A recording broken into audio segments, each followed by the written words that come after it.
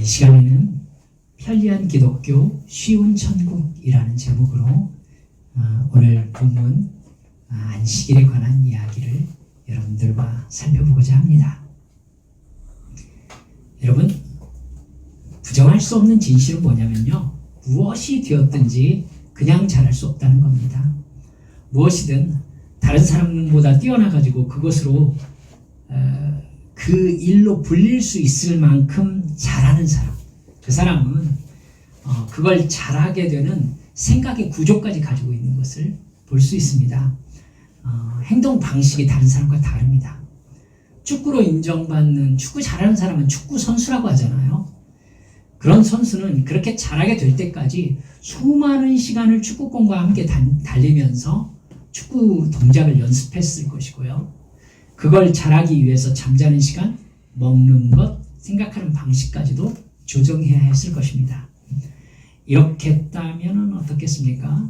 이제 가만히 앉아서요, 난 축구를 잘한다, 난 누구보다도 빨리 뛸 수 있고 누구보다도 강하게 공을 찰 수 있다 라고 계속 상상을 하는 겁니다. 이미지 트레이닝을 하는 거죠.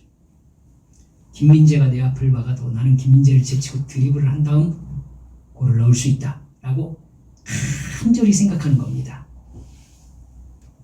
그리고는 매일매일 그걸 상상하면서 이미지 트레이닝을 하면 정말 그렇게 될 수 있을까요?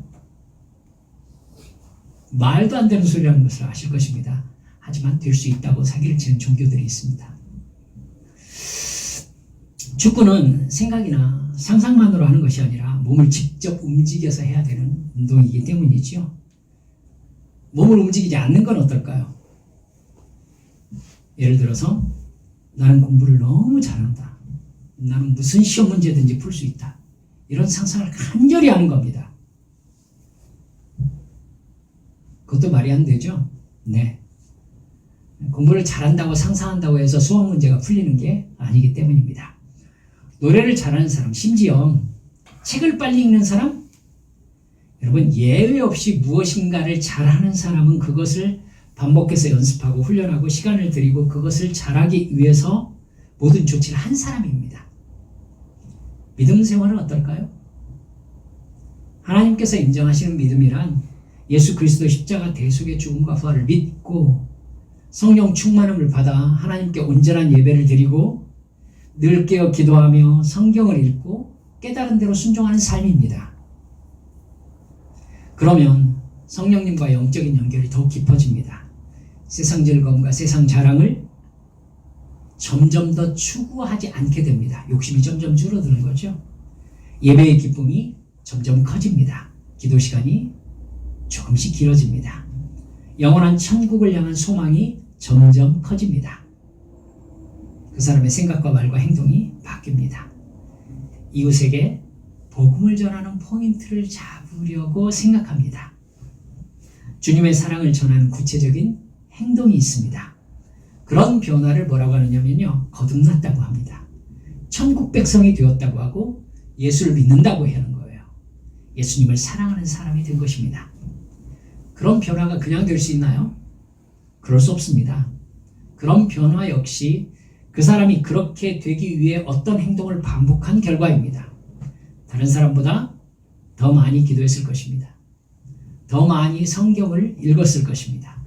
절대로 하지 않는 행동이 있고 반드시 하는 행동이 있을 것입니다.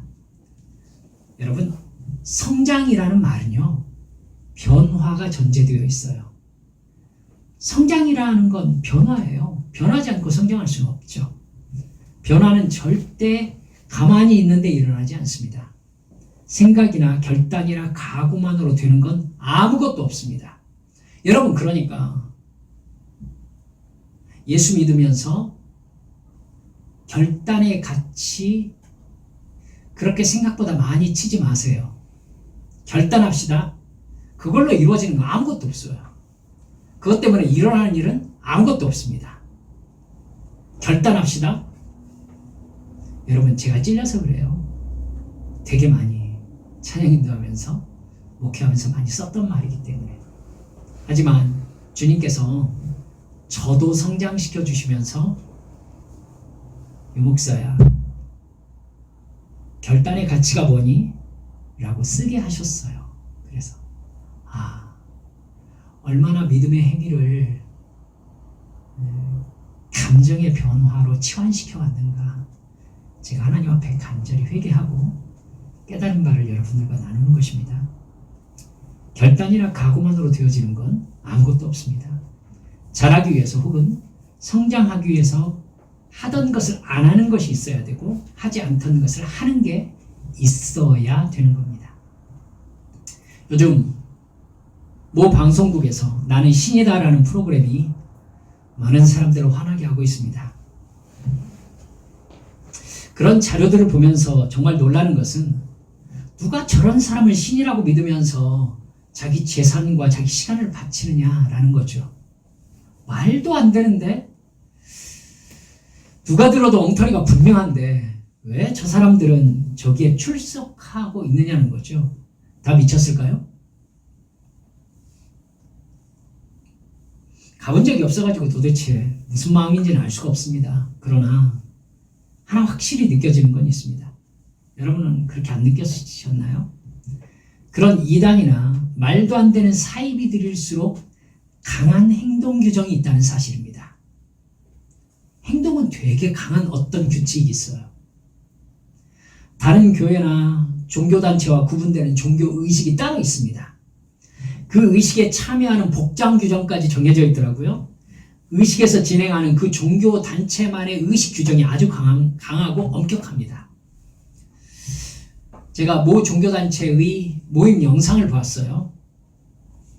수많은 여자들이 의자도 없는 바닥에 앉아서 하얀 저고리와 검정색 치마를 입고 줄을 딱 지어가지고 앉아가지고는 박수를 치면서 노래를 부르고 있었어요.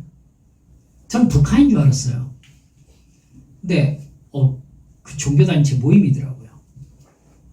안식일을 지켜야 한다면서 평일에 나와서 그것을 하고 있었어요.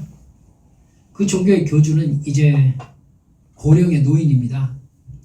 심지어 이제 교주가 늙어서 종교 내 권력 다툼이 벌어지고 있다는 소식이 들려오고 있습니다.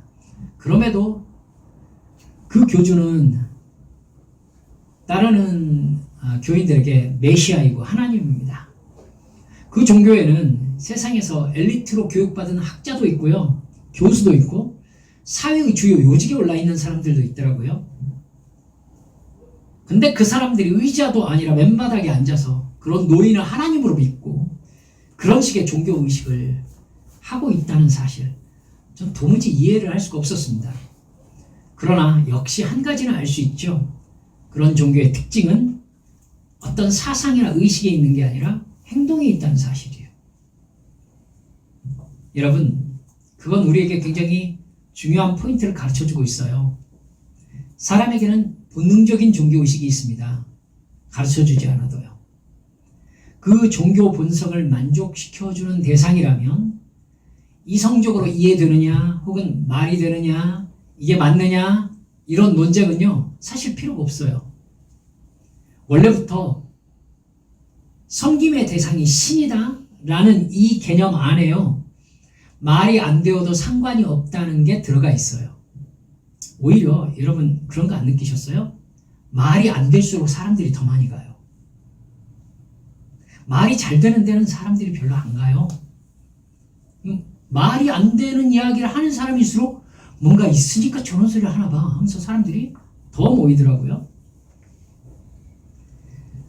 그래서 자기가 신이라고 내세우면서 누군가 자기를 따르게 만드는 사람들은요 자기들만의 종교의식이나 강제 규정들이 아주 많습니다. 그걸 지킴으로써 종교적 서열이 결정되는 시스템이 엄격하게 작동하고 있어요. 내용이 부실하든 말든 남다른 엄격한 형식이 지켜지면 일단 그건 그 안에 있는 사람들에게 여러분 종교적 안정감을 주게 되어 있어요. 어떤 행동을 하게 만들면요 종교적 안정감을 줘요. 그것이 대상을 향한 구체적인 지식을 전제하고 있느냐 아니냐 별로 상관없어요. 정해진 어떤 종교의식이 엄격할수록 사람들은 종교적 본성의 만족감을 느낍니다. 그걸 그 교주들은 너무 잘 알아요. 그런 시스템은 인간의 종교 본능을 만족시키면서 동시에 여러분 인간의 두려움과 욕망을 해소시킵니다. 그렇게 종교적 분위기를 만들어서 권력 체계를 돌아가게 하면요, 교주라는 사람은 아무 말이나 해도 상관이 없습니다. 여러분, 절 가보면요, 사천왕상을 입구에서 볼 수 있으실 겁니다. 그 사천왕상이 엄청 무서운 표정으로 쳐다보죠. 그걸 이렇게 쳐다보면요, 마음속에 사람들은 종교 본성상 무섭다는 느낌을 가지게 됩니다. 그리고 절 안으로 들어가 보세요. 대웅전, 대적광전 안으로 들어가 보세요. 그리고 불상을 한번 보세요. 금빛으로 번쩍번쩍한 큰 불상이 이렇게 내려다보고 있죠. 그거 쳐다보면 사람들이 어떤 느낌 갖게 될까요? 역시 무섭다는 느낌을 갖게 됩니다. 그렇게 해서 사람 안에 두려움이 올라와 있잖아요. 그러면 아무 말이나 해도 됩니다. 모든 말이 받아들여집니다. 이게 종교적 본성이에요. 그걸 사이비들은 너무 잘 알고 있어요. 그러니까 엄청나게 꾸며놓은 또는 엄청나게 위압적인 어떤 강단을 가지고 있는 그런 교회에 부응합니다. 그리고 십자가가 멋있게 걸려있는 교회일수록 사람들이 어떤 느낌을 가집니다. 그래서 그 교회 사람들이 더 많이 가요.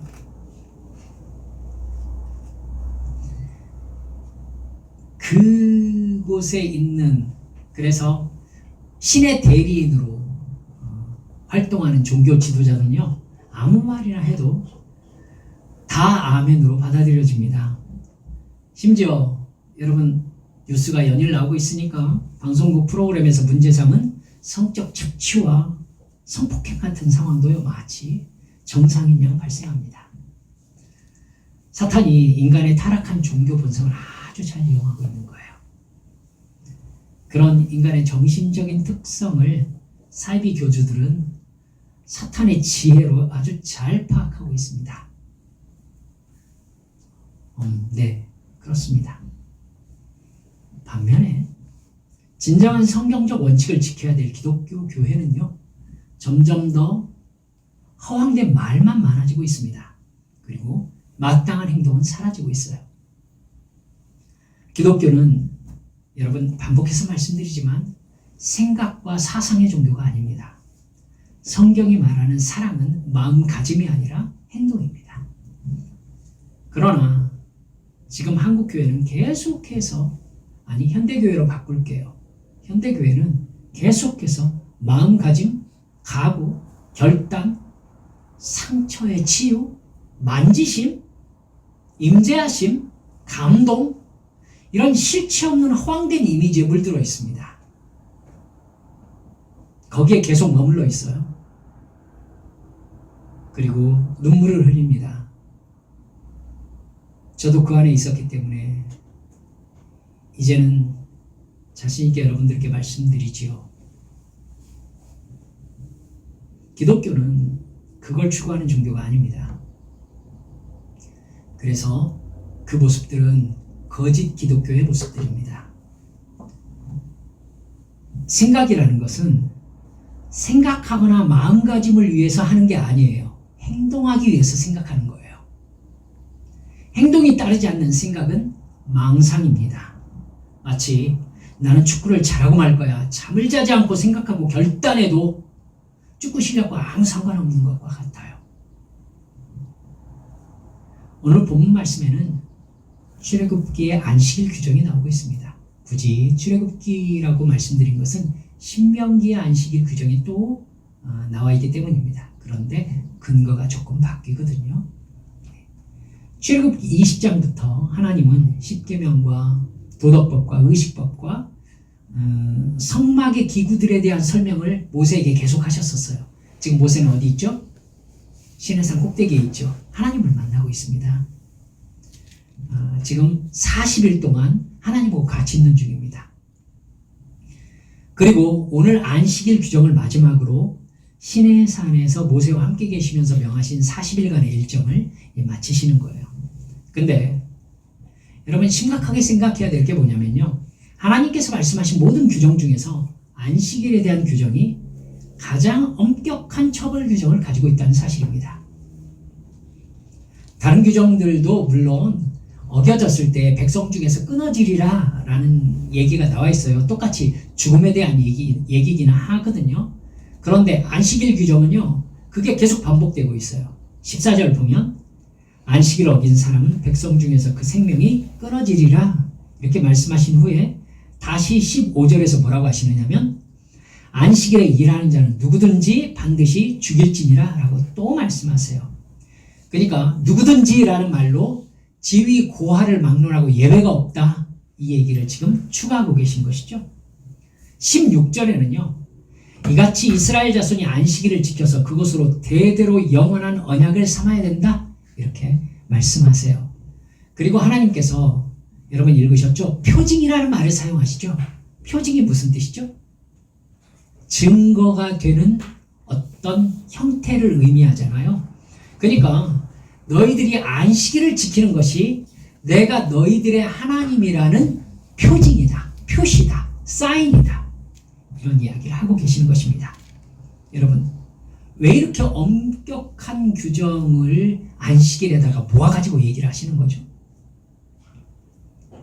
우상을 만들지 말고 우상에게 절하지 말라는 규정, 또 하나님의 이름을 망령되이 부르지 말라는 규정, 즉 1에서 3계명까지의 계명은요 반복된 어떤 행동에 대한 규정이 아니에요. 반복된 규정, 행동에 대한 규정이 아니고요. 여러분 그 뒤로도 그래요. 부모를 공경하라, 살인하지 말라, 간음하지 말라, 도둑질하지 말라, 거짓 증거하지 말라, 탐내지 말라 이런 10계명의 5에서 10계명까지의 규정 역시 부정기적이에요. 그런 일이 발생하면 안 된다라는 의미거든요. 당연히 하지 말아야 될 양심의 가책을 이미 가지고 있는 것들이 많다고요. 그래서 다른 종교나 사람이 기독교가 아닌 관습법으로도 하거나 하지 말라고 하는 이야기들이 겹쳐져 있어요. 옳고 그름에 대해서 거의 모든 인간의 지지를 받고 있는 계명인 거예요. 하지만 그 중에 가장 독특한 것이 뭐냐면요. 안식일 규정이에요. 안식일에 아무 일도 하지 않아야 하는 건 이건 무한히 반복되는 일이죠. 7일마다 계속해서 반복해야 되는 일인 거예요. 독특한 행동 양식이고요. 오늘 본문을 보거나 신명기 5장 14절의 안식일 규정을 보면요. 여러분 안식일에 어디에도 안식일에 뭐 하라는 얘기는 없어요. 그냥 안식일에는 일하지 말라라고만 되어 있어요. 그러니까 단순한 규정이죠. 아무것도 하지 말라는 거니까. 근데 그것을 지키는 사람이 하나님의 계명을 지키는 사람이고 그것을 지키지 않는 사람은 거의 하나님께 반역한 사람이 되어가지고 반드시 죽이라는 사형 선고가 내려지고 있는 거죠. 민수기 15장 32절부터 보면은요. 이스라엘 민족이 광야에 있을 때 안식일에 나뭇가지를 줍는 사람이 발생했던 기억 여러분 아세요? 잊어버리셨어요? 안식일에 나뭇가지를 줍는 사람을 발견해요. 분명히 안식일법 위반이기 때문에 그 사람들이 모세와 아론에게 데리고 갑니다.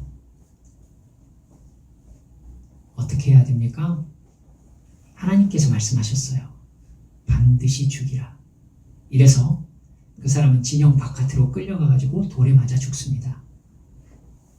너무합니까? 나뭇가지 몇 개 주었거든요. 그게 문제입니다, 여러분.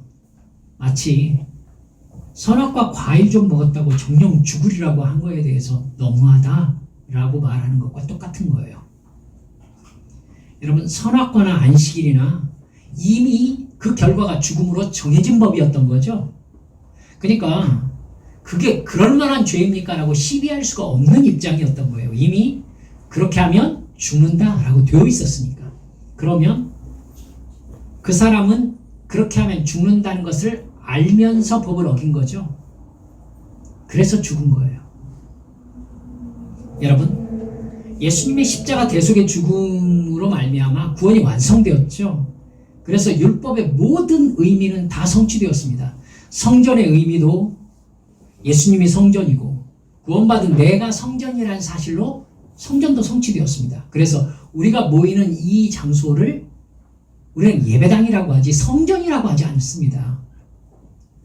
여러분, 성령님이 임함으로 세상의 죄악과 구별된 하나님을 예배하는 하나님의 처소로 우리가 구별되었어요. 우리가 구별된 거. 그래서 우리를 성전이라고 하는 거예요.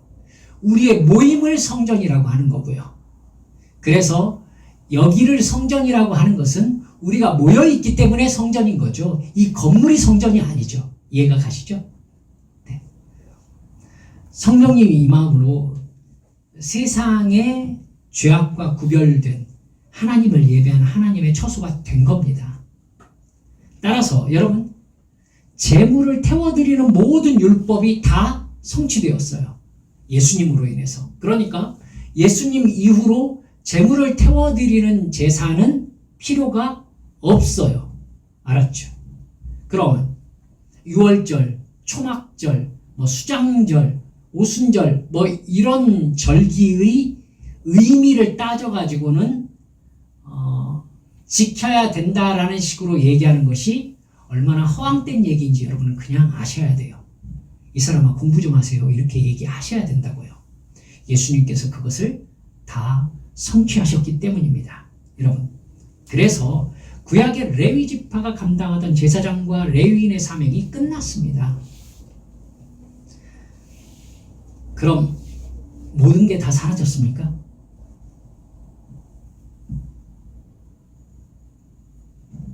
아닙니다. 예수 그리스도를 믿고 성령 충만함을 받은 사람들이 독특하게 지키는 거 하나가 있는데, 여전히 안식일을 대체한 주일에 모여서 하나님을 예배하는 의식을 드린다는 사실입니다.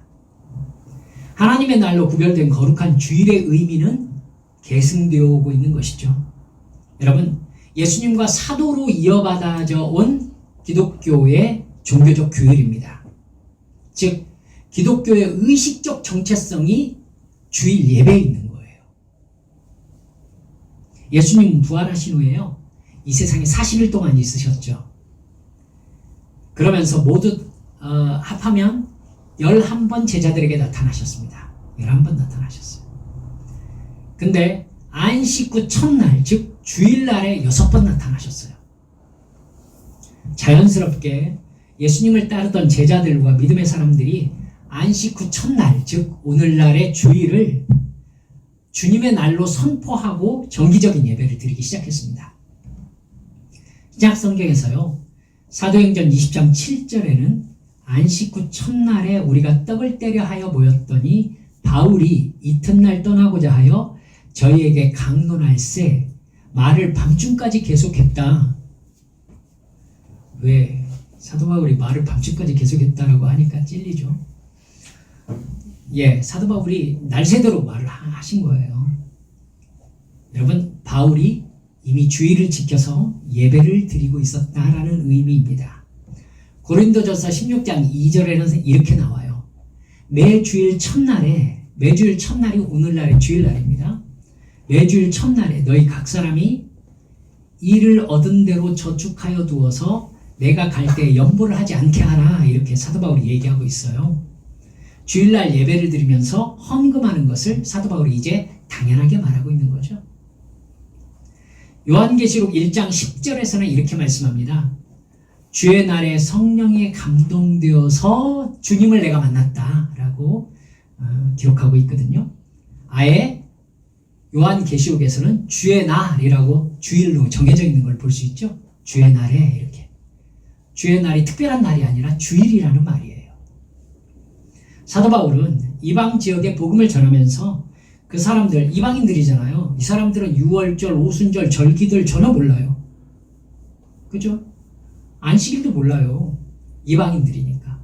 그러니까 그 사람들에게 이렇게 복음을 전하면서요, 유대인이라면 반드시 지켜야 되는 3대 절기, 모든 제사와 관련된 규정들을 너희도 지켜야 된다라는 얘기 한 번도 한 적이 없습니다. 그러나 사도 바울 자신 스스로 안식 후 첫날, 즉 주일과 예배를 지키고 있었던 것을 볼 수 있습니다. 그러면 이렇게 결론 내릴 수 있겠네요. 기독교인이 하나님을 예배하는 종교적 의식이 주일 예배 하나가 남은 것이죠. 만일 주일 예배 의식이 사라진다면 기독교인이 하나님을 섬기는 외적인 의식적 경배 행위는 사라지는 겁니다. 여러분 이렇게 보시면 돼요. 형식을 뭐로 보면 되냐면 이 컵으로 보면 되겠네요. 이게 형식. 여러분 그 안에 담기는 내용을 물이라고 할 수 있겠네요. 이 중에 뭐는 있어도 되고 뭐는 없어도 되죠.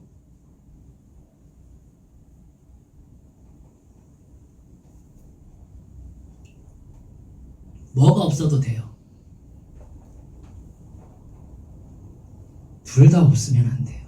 그렇죠? 둘 다 없으면 안 돼요. 안에 담겨있는 것이요, 바깥에 있는 형식이 없으면 담을 수가 없어요. 담을 수가 없어요. 마찬가지로 예배 드리는 날로 정한 주일과 의식적인 예배가 없어진다면 사람은 하나님을 예배할 수가 없습니다. 마음으로 하나님을 섬긴다고요? 영과 진리로 예배 드린다고요? 예수님께서 그 말씀을 하실 때 형식이 없어도 된다라는 말을 하신 게 아니에요. 예루살렘 성전에 가서 예배 드리지 않아도 된다라는 의미였어요. 여러분, 사람은 형식이 없는데 그 안에서 마음으로 무언가를 할 수 있는 존재가 아닙니다. 인간의 생각은 행동을 위해서 있습니다. 행동이 있어야 생각이 구체화되는 것이죠. 하나님이 그렇게 만드셨어요. 그래서 여러분 잘 생각하셔야 돼요. 하나님은 선악과를 따먹지 말라 이렇게 말씀하셨어요. 선악과를 대하는 마음 자세를 말씀하신 게 아니에요. 선악과를 두려워하라라고도 말씀하지 않으셨고요. 선악과를 묵상하라고도 하지 않으셨어요. 선악과를 따먹지 말라 이렇게 말씀하셨어요. 단순한 행동 규정이에요. 그러면 선악과 밑에 앉아가지고 침을 흘리면서 너무나 먹고 싶다 이러면 잘못하는 건가요? 아무 잘못이 아니에요. 그거 거기까지는 죄가 아니에요. 그렇죠?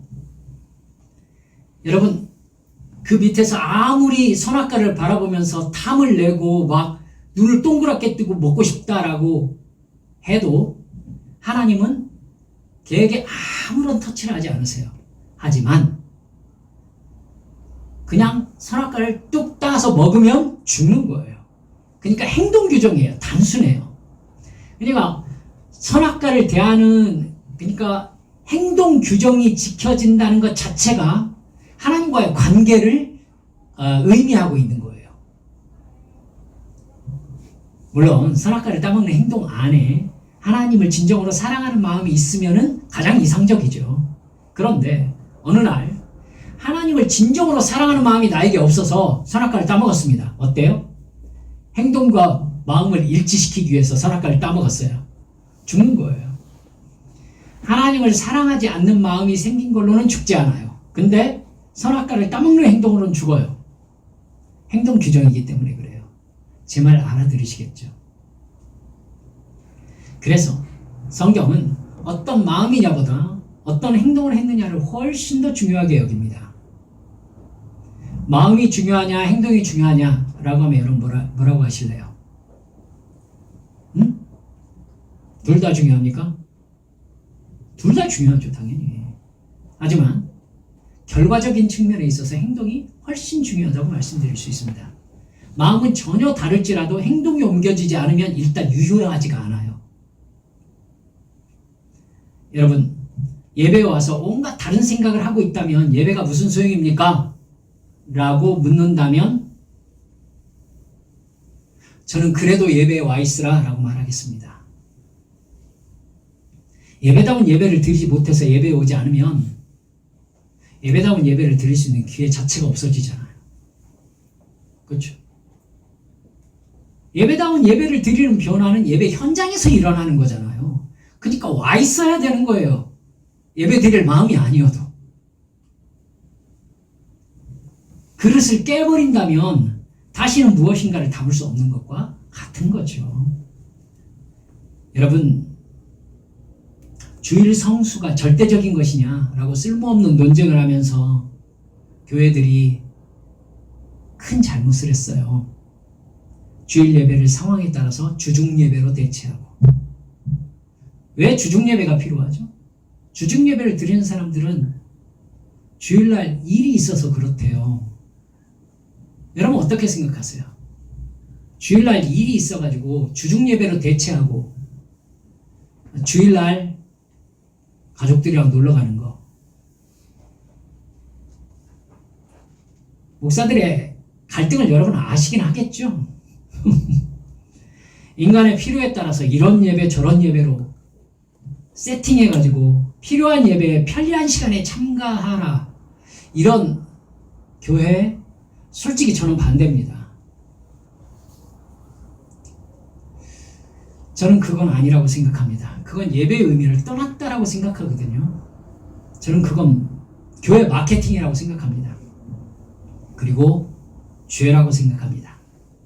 이미 하나님의 존재와 구원의 무게를 하찮게 여기는 것이다 라고 생각하는 겁니다. 여러분, 그렇게 교회가 속된 얘기로 뻘짓을 하고 있는 사이에 예배의 진정한 규율적 의미가 교회에서 사라지고 말았습니다. 편리한 기독교가 되어버렸어요. 십자가에 피 흘리면 너무나 가볍게 다루어집니다. 구원을 너무나 쉽게 받을 수 있어요. 그 사이에 사탄이 무슨 짓 하고 있습니까? 예수님이 성취한 구약의 율법적 요소, 이걸요 고스란히 다시 가져오고 있어요. 그래가지고 이 시대에 메시아가 나타났다고 하면서 사람을 세우고요, 안식일을 복장을 갖춰서 지키고요, 하지 않으면 안 되는 일로 사람들을 올가매면서 이게 진정한 기독교였다 그러면서 구약의 규정들을 들이대고 있어요. 저한테 따라오더라니까요. 6월절을 아십니까? 이러면서 제가 그거 전문가예요. 6월절을 아십니까? 막 따라오더라고요. 그래서 제가 따라오지 마세요 그랬더니 정말 구원을 얻으려면 6월절을 지켜야 됩니다 하면서 젊은 청년이더라고요. 그래서 막 따라와요. 그래서 제가 뚝 섰어요. 제가 목사입니다 이랬더니 네 목사님 하고 가시더라고요.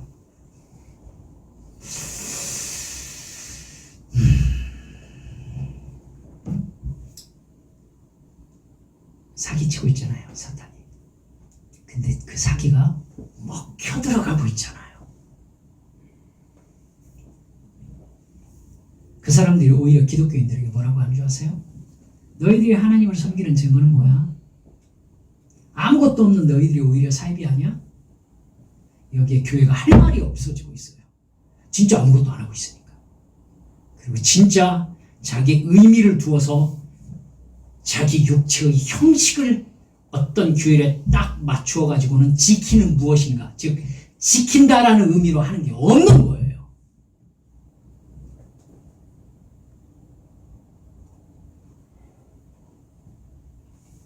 우리 교회 다니는 성도들이 무언가를 지키고 있나요?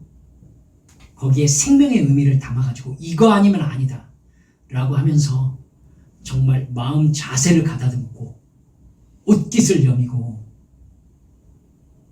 반드시 지켜야 되는 그런 엄격한 규정을 가지고 있냐고요. 하나님을 믿기 때문에. 말씀을 맺어요. 하나님이 가장 엄격한 규정을 적용해서 지키라고 하신 말씀, 그 규정이 안식일법입니다.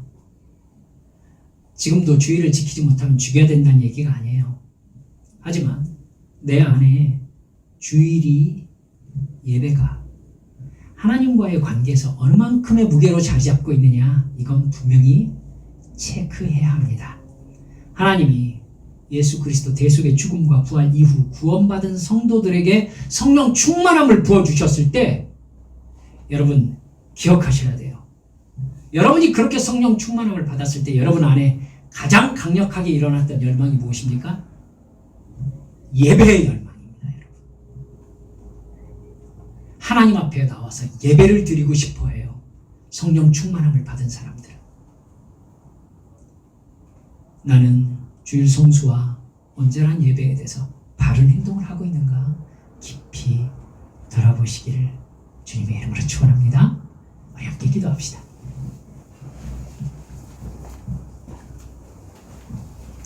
여러분, 예배에 대해서 우리가 함께 생각해 보았어요. 그렇게 엄격하게 지켰던 안식일, 그 사람들에게 그런 의미가 있었다면 오늘 내가 나의 십자가 대속의 죽음, 그 피 흘리심으로 내 죄를 대속하신 예수님, 그 예수님을 대하고 나의 아버지이신 하나님께 경배와 찬송을 드리며 하나님의 말씀을 듣는 예배가 나의 인생에서 어떤 의미가 되어 있습니까? 그거 하나 하나님께 온전히 드리지 못해서 그날 하나님께 온전히 지키지 못해서 이거 해야 되고 저거 해야 되고 하니까 시간도 옮겨주시고 이렇게 정말 편리한 기독교가 되어가고 있잖아요. 편리한 기독교에 구원이 있을까요? 그렇게 천국이 쉬울까요? 주님, 온전한 예배 주 앞에 드리도록 제 안에 감동하여 주시라고, 또 온전한 예배 드리겠노라고 우리 주님 앞에 약속하시면서 함께 기도하시겠습니다. 기도합니다. 아버지 하나님,